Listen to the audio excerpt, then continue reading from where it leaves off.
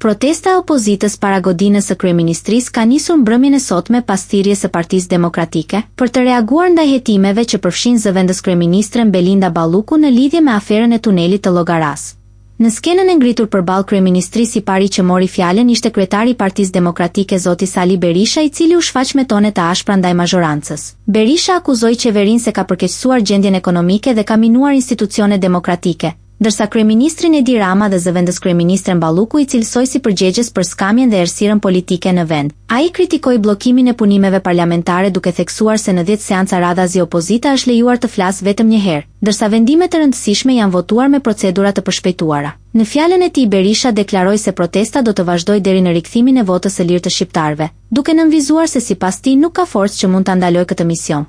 Ai falënderoi mbështetësit e opozitës për angazhimin e tyre në 4 vitet e fundit, të cilat i cilësoi si betejë të vështira për mbrojtjen e pluralizmit. Berisha sulmoi gjithashtu një sër ligjesh të miratuara së fundmi, duke u ndalur tek ai për identitetin gjinor dhe barazinë ligjore, të cilin e cilësoi si ligji i Soros. Sipas tij, kjo nismë ligjore kërcënon familjen tradicionale dhe është pjesë e fushatës së ekstremistëve të majt. Ai deklaroi se opozita nuk do ta pranojë këtë ligj dhe do të vijojë kundërshtimin politik ndaj mazhorancës.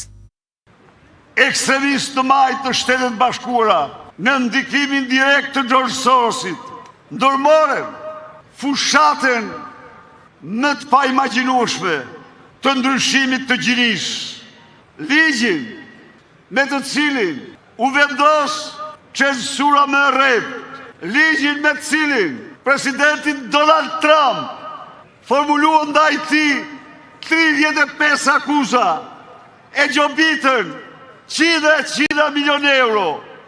Atë ligj votoi parlamenti.